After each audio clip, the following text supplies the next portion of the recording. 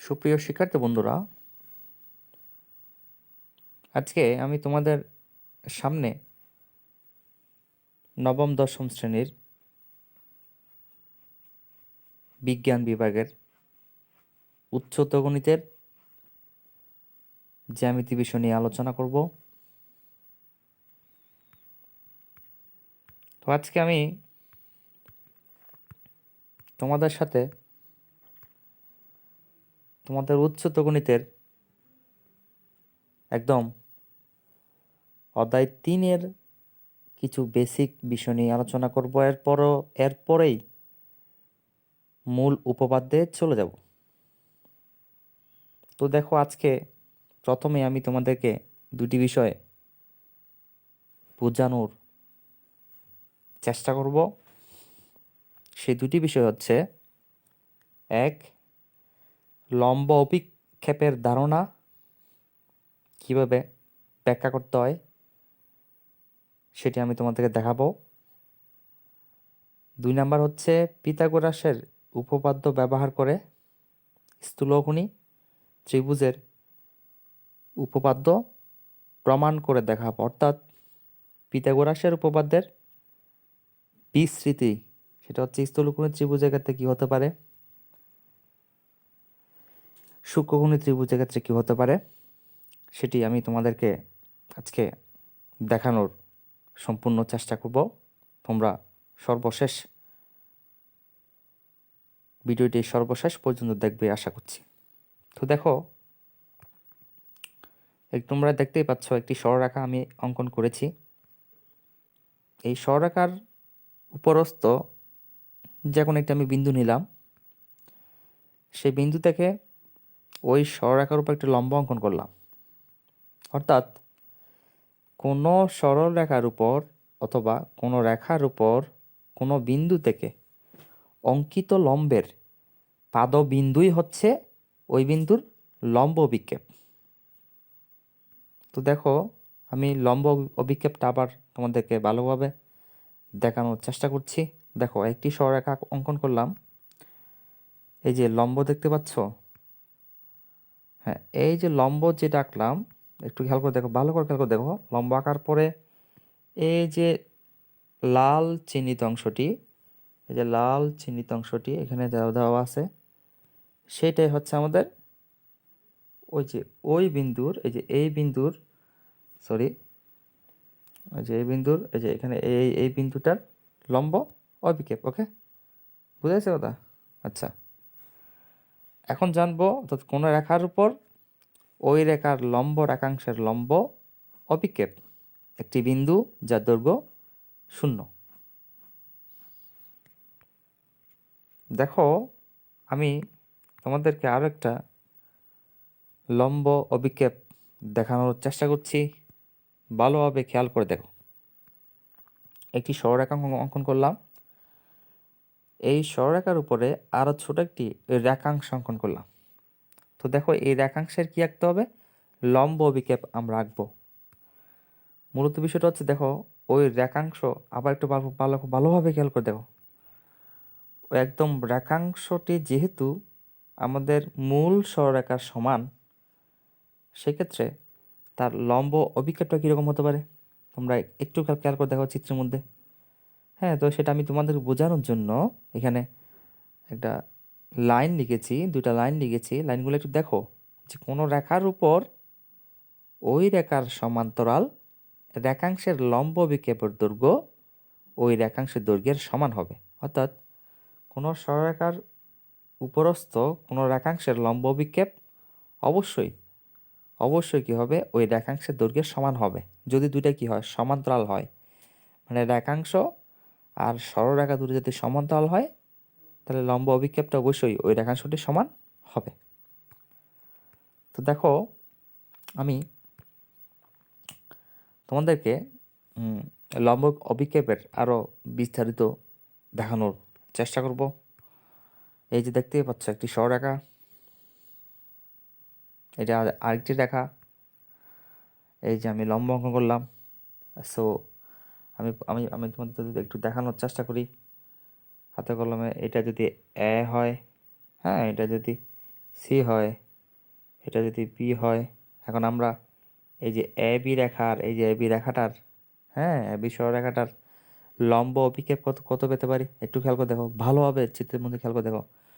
এই যে এটাই হচ্ছে আমাদের এ বি এর, এই যে এ সি এর, এ সি এর কি রেখা, এই যে এ সি এর লম্ব অভিক্ষেপ হচ্ছে এই যে এটা বিসি। ওকে, বুঝা গেছে ওটা? আচ্ছা, তো দেখো আমরা এখন লম্ব অভিক্ষেপ নিয়ে পিথাগোরাসের উপপাদ্যকে বিস্তৃত করব। প্রথমে দেখাবো স্থূলকোণী ত্রিভুজের ক্ষেত্রে কীভাবে বিস্তৃতি করা যেতে পারে। দেখতে পাচ্ছ লিখাই আছে, স্থূলকোণী ত্রিভুজের স্থূলকোণের বিপরীত বাহুর উপর অঙ্কিত বর্গক্ষেত্র ওই কোণের সন্নিহিত অন্য দুই বাহুর উপর অঙ্কিত বর্গক্ষেত্রদ্বয়ের ক্ষেত্রফল এবং ওই দুই বাহুর যে কোনো একটি ও তার উপর অপর বাহুর লম্ব অভিক্ষেপের অন্তর্গত আয়তক্ষেত্রের ক্ষেত্রফলের দ্বিগুণের সমষ্টির সমান হবে। তোমাদের মনে হচ্ছে যে এই এত বড় উপপাদ্যের বিবৃতি যে কেমনে যে মনে রাখবো, বইয়ের কিছু নাই, একটু পরেই তোমাদের কাছে সব কিছু ক্লিয়ার হয়ে যাবে। ঠিক আছে, আমার সাথে দেখো। দেখতে পাচ্ছ আমি একটা ত্রিভুজ অঙ্কন করেছি এবং এই ত্রিভুজটা যদি তোমরা একটু ভালোভাবে খেয়াল করে দেখো, এই যে এই কোণটাই হচ্ছে আমাদের স্থূলকোণ। ওকে, যেহেতু আমি স্থূলকোণী ত্রিভুজের ক্ষেত্রে পিথাগোরাসের উপপাদ্যকে কি করবো, বিস্তৃত করব, এই জন্য একটা স্থূলকোণ আছে এরকম একটা ত্রিভুজ অঙ্কন করলাম যার নাম এবিসি। খেয়াল করে দেখো, ত্রিভুজ এবিসি এর এবি বাহুকে যদি আমি এবি বাহুকে ধরে যদি আমি একটা বর্গক্ষেত্র অঙ্কন করি, সেক্ষেত্রে এর ক্ষেত্রফল হবে এবি স্কয়ার। আর বিসি বাহুকে ধরে যদি আমি একটা বর্গক্ষেত্র অঙ্কন করি তাহলে তার ক্ষেত্রফল হবে বিসি স্কয়ার। এসি বাহুকে বাহু ধরে যদি আমি একটা বর্গক্ষেত্র অঙ্কন করি তাহলে সেক্ষেত্রে এর ক্ষেত্রফল হবে এসি স্কয়ার। এখন বিসিকে আমি একটু বর্ধিত করলাম, কতটুকু বর্ধিত করলাম, ডি পর্যন্ত, এরপরে এ কমা ডি যোগ করলাম। ঠিক আছে, তাহলে একটা জিনিস খেয়াল করে দেখো, এই যে আমি এ কমা ডি যোগ করার পরে এসি বাহুর লম্ব অভিক্ষেপ তাহলে কত হবে, এসি বাহুর এই যে এসি, এই যে এসি এই বাহুটার লম্ব অভিক্ষেপ কি হবে, লম্ব অভিক্ষেপ হবে সিডি, সিডি। ওকে, সো আমরা উদ্দীপকের যেই উদ্দীপক না, উপরের দিকে যেই বিবৃতি লিখছিলাম যে স্থূলকোণ ত্রিভুজের ক্ষেত্রে, তাহলে সেক্ষেত্রে আমরা কি বলতে পারি একটু যদি তোমরা ভালোভাবে খেয়াল করে দেখো, যে স্থূলকোণী ত্রিভুজের স্থূলকোণী এই যে স্থূলকোণী ত্রিভুজের যে কোনো স্থূলকোণী ত্রিভুজের স্থূলকোণের বিপরীত বাহু, তাহলে আমাদের স্থূলকোণের বিপরীত বাহু কোনটা, স্থূলকোণের বিপরীত বাহু, এই যে স্থূলকোণ যদি এটা হয় তাহলে বিপরীত বাহু হচ্ছে এই যে এবি। হ্যাঁ, বিপরীত বাহুর উপর অঙ্কিত বর্গক্ষেত্র অর্থাৎ এবি স্কয়ার, কত, এবি স্কয়ার অঙ্কিত বর্গক্ষেত্র ওই কোণের সন্নিহিত অন্য দুই বাহু, অর্থাৎ সি কোণের সন্নিহিত দুটি বাহু হচ্ছে এসি এবং বিসি, এদের উপর যদি আমি বর্গক্ষেত্র অঙ্কন করি তাহলে কী হবে, একটা হচ্ছে এসি স্কয়ার, একটা হচ্ছে বিসি স্কয়ার, এবং ওই দুই বাহুর যে কোনো একটি, এই যে সব কিছু এখানে দেওয়া আছে আসলে, এবং ওই দুই বাহুর যে কোনো একটি বলতে আমরা শুধু বিসি নেই, এই যে শুধু বিসি নিলাম, তার উপর অপর বাহুর লম্ব অভিক্ষেপ এবং বিসি এর উপর অর্থাৎ বিডি এর উপরেই এসি বাহুটার লম্ব অভিক্ষেপ সিডি, সিডি এর অন্তর্গত আয়তক্ষেত্রের ক্ষেত্রফল, এই যে সিডি এর অন্তর্গত আয়তক্ষেত্রের ক্ষেত্রফল, এই দুটার ক্ষেত্রফলের দ্বিগুণের, এই যে দ্বিগুণের সমষ্টির কি হবে, সমান হবে। ঠিক আছে, বুঝাইছি কথা? আমি যদি তোমাদেরকে আরও একটু ক্লিয়ারলি বোঝানোর চেষ্টা করি তাহলে সেটি হচ্ছে যে এখানে এই বাহুটা হচ্ছে আমাদের স্থূলকোণী ত্রিভুজের বিপরীত বাহু, তাহলে কি বলতে পারি যে স্থূলকোণী ত্রিভুজের স্থূলকোণের বিপরীত বাহুর উপর অঙ্কিত বর্গক্ষেত্রফল বর্গক্ষেত্রের ক্ষেত্রফল ওই স্থূলকোণের সন্নিহিত দুই বাহুর উপর অঙ্কিত বর্গক্ষেত্রদ্বয়ের ক্ষেত্রফল এবং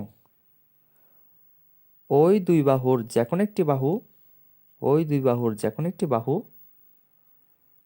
একটি বাহু ঠিক আছে, এবং অপর বাহুর লম্ব বিক্ষেপ এদের অন্তর্গত আয়তক্ষেত্রের ক্ষেত্রফলের দ্বিগুণের সমষ্টির সমান। ঠিক আছে, এটাই ছিল আমাদের স্থূলকোণী ত্রিভুজের ক্ষেত্রে পিথাগোরাসের উপপাদ্যের বিস্তৃতি। ওকে, তো সেটা আমরা এখন প্রমাণ করার চেষ্টা করব। দেখো যে কীভাবে প্রমাণ করতে হয়। আবার আগের মতোই এবিসি একটা ত্রিভুজ নিলাম, যার এসি বি কোণ হচ্ছে স্থূলকোণ। তো মনে করি এবিসি ত্রিভুজে এসি বি কোণ হচ্ছে স্থূলকোণ। এবি স্থূলকোণের বিপরীত বাহু, অর্থাৎ সি কোণের বিপরীত বাহু, এবং স্থূলকোণের সন্নিহিত বাহুদ্বয় হচ্ছে একটা এসি, একটা হচ্ছে বিসি। সো আমরা কি করবো এরপরে? আমরা হচ্ছে বিসিকে ডি পর্যন্ত বর্ধিত করব এবং এ কমা ডি যোগ করব। তো অঙ্কন হচ্ছে বিসি বাহুর বর্ধিতাংশের উপর বিসিকে ডি পর্যন্ত বর্ধিত করব এবং এ কমা ডি যোগ করি। এরপর আমরা যে কাজটা করব সেটি হচ্ছে যে বিসি বাহুর বর্ধিতাংশের উপর এসি বাহুর লম্ব বিক্ষেপ কত? তোমরা একটু ভালো করে খেয়াল করে দেখো। এই যে বিসি বাহুকে যদি আমরা ডি পর্যন্ত বর্ধিত করি, তাহলে বিডি বাহুর উপরে এই যে এসি বাহুর লম্ব বিক্ষেপ হবে সিডি নিশ্চয়ই। তাহলে কি বলতে পারি? বিসি বাহুর বর্ধিতাংশের উপর এসি বাহুর লম্ব বিক্ষেপ হচ্ছে কত? সিডি।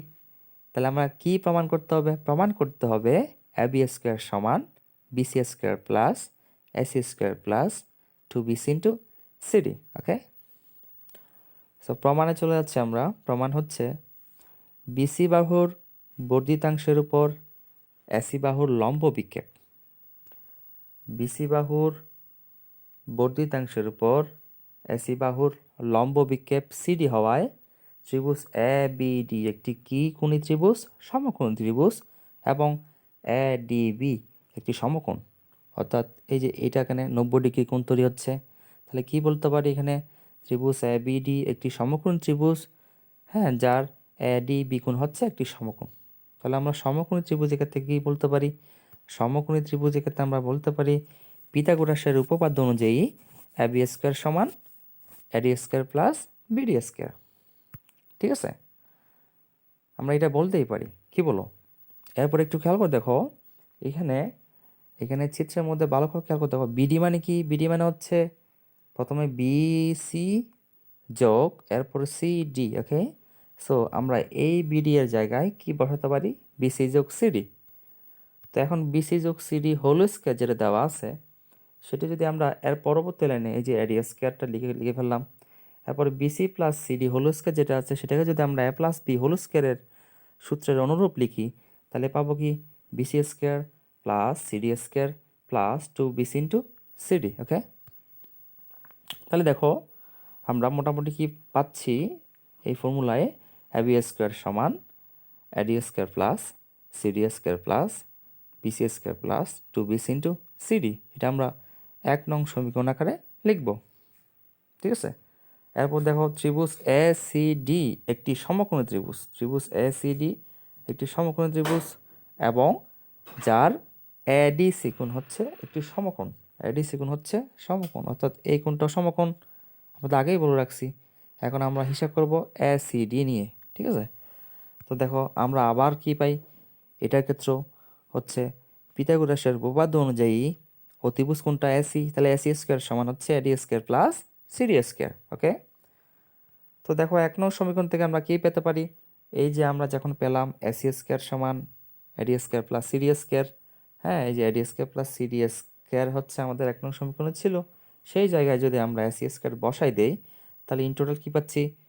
ইন টোটাল পাচ্ছি হচ্ছে এই যে বি স্কোয়ার সমান AC square plus BC square plus 2BC into CD.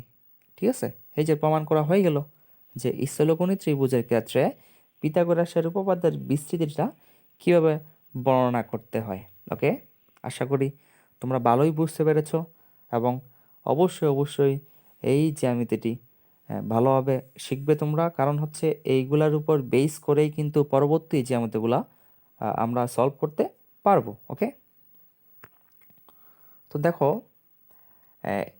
তোমাদের কিছু কাজ দিচ্ছি আমি, সেটি হচ্ছে যে স্থূলকোণ ত্রিভুজ কি তোমরা এগুলো একটু শিখে নিবা বা বুঝে নিতে হবে, না হলে তোমরা কিছু বুঝবা না। কোনো রেখার উপর তার সমান্তরাল রেখার লম্ব বিক্ষেপ কত বড় হবে সেটা একটু জেনে রাখতে হবে। আর পিথাগোরাসের উপপাদ্য কি তোমরা হয়তো সেগুলো আগে থেকে জানো, আবার একটু দেখে নিবা, ঠিক আছে? তো সুপ্রিয় শিক্ষার্থী বন্ধুরা, তোমরা অবশ্যই ভালো থাকবে। আমি এর পরবর্তী টিউটোরিয়ালে সূক্ষ্মকোণী ত্রিভুজের ক্ষেত্রে পিথাগোরাসের উপপাদ্যের বিস্তৃতিটি কী হতে পারে সেটি নিয়ে আলোচনা করব। হ্যাঁ, ততক্ষণ পর্যন্ত তোমরা ভালো থাকবা, সুস্থ থাকবা। আমি এই মুহূর্তে বিদায় নিচ্ছি। ধন্যবাদ সবাইকে।